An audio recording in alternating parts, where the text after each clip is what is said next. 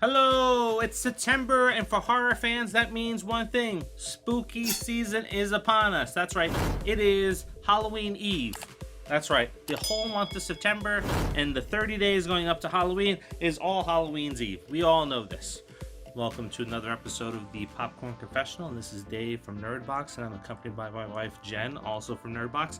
And on this episode, we are talking about It Lives Inside. So fire up that Jiffy Pop and meet us in the booth.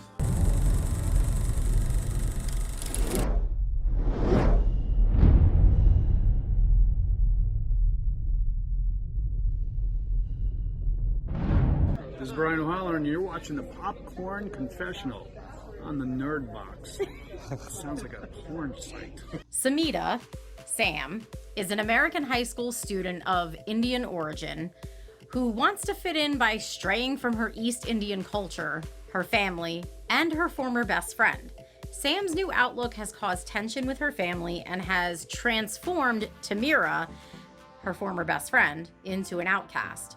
But when her former best friend goes missing after she confronted Sam about a demonic spirit, it latches onto her, forcing Sam to come to terms with her heritage and to defeat it.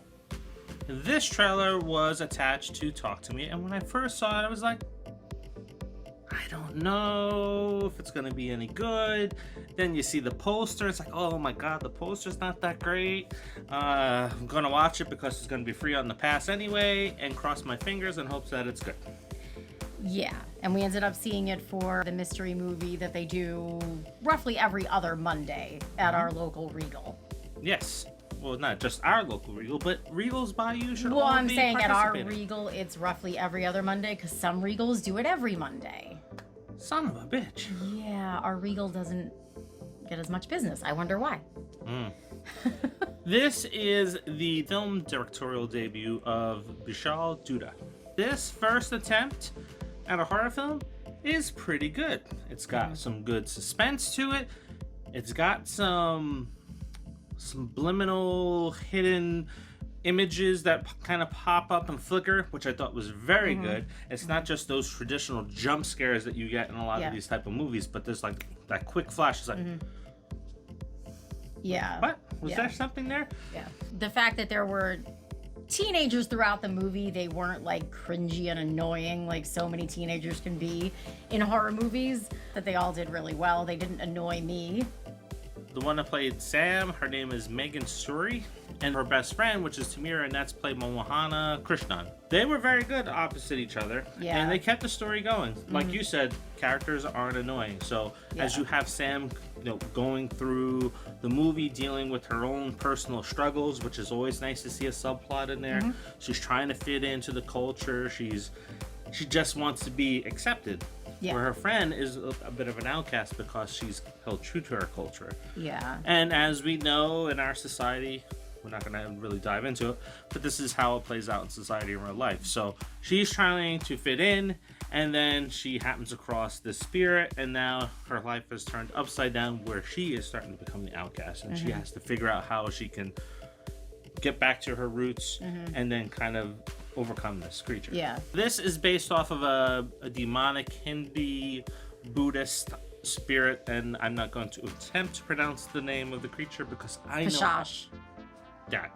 I was going to say, I know I'll get it wrong, but it's nice now we're bringing in an urban legend and Indian culture into horror films where we get to learn a little bit about the backstory of things that creep them out and stuff that's in their culture that they pray to. Yeah, because in other horror movies, we have seen, kind of cultural influences and things from like what they believe and what they pray to and what they try to pray against, so to speak. So it was nice to kind of see that because I didn't know any of it. The director, you can see his influences. I felt The Ring in the opening scene, even though it's nothing like the opening scene of The Ring. I just, for some reason, I was like, oh, this kind of feels a little bit like a build to The Ring opening. And you can see the influences of The Grudge and some Stephen King influence in it. And it all kind of meshes where it's not like ripped off from those other films or cheaply done. No, but I definitely felt like there was a lot of Asian horror influence, which is good because I happen to really like Asian horror. Something that I was like, I'm never watching, and now I love it. But I did feel a lot of influence as far as the way that they did the scares. I thought they were done really well. Practical effects were very well used here. Now, we talked about this when we were doing a couple older reviews where we were talking about the boogeyman. It's like where you have a creature that's kind of hidden in the shadows for a lot of the movie, and then when you see him, it's like, it's a bad CGI creature, and it kind of looks like several other creatures that we've seen before. Yeah. This is a practical effect creature. Not the best, not the worst. I would say it's about in the middle of the road, but the reveal, it's pretty good when we get to see him. Yeah, I wasn't disappointed with the creature. There were aspects of him that were definitely creepy as fuck. So, I mean, especially like the teeth. Yeah, that was pretty creepy. That's all I'm going to say. This one checks all the boxes. Creepy house, check. Taking something from the creepy house, check. Why do we do this, people? Teenagers, check. Not annoying, double check. Yeah. And then a great conclusion, check. Yeah. So it checks all the boxes. So what are you going to rate this one? I would buy it for my collection. I would buy it as well. We got to stop agreeing on these. We got to get into more arguments because that's what people like. I would buy it as well. I wouldn't see it in the theaters again. As I mentioned in some of the other reviews, we're coming off a really strong 2022. Yeah. So anything that's going up against those 2022 films is a little bit... It's a ladder. It's a rung down, to be honest with you.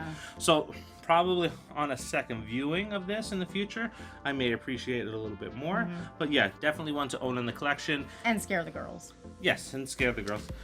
And if you want to go check it out, I think it's one that you should go see in the theaters. Yeah, at least once. I think the first viewing should be in the theater if you can.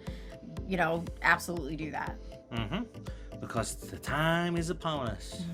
Lots of horror movies are coming out.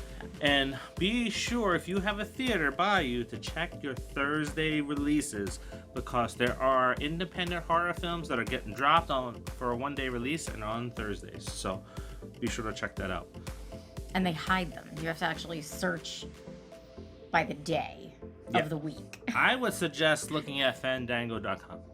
That always uncovers all the hidden films that some of these apps are really bad about. Anyway, there are a couple things that you need to do, and because you like horror movies, and because 31 Days of Halloween is upon us, be sure to like, comment, share, and subscribe. Yes. Are you going to see this in the theaters? Let us know by dropping that in the comments. Are you excited about what's coming? The Nun? Satanic Hispanics? Let us know what you're seeing this month before the full Halloween season kicks off. And until the next review, which will be The Nun 2, which I'm hearing good things about. It better be good. See ya. See ya.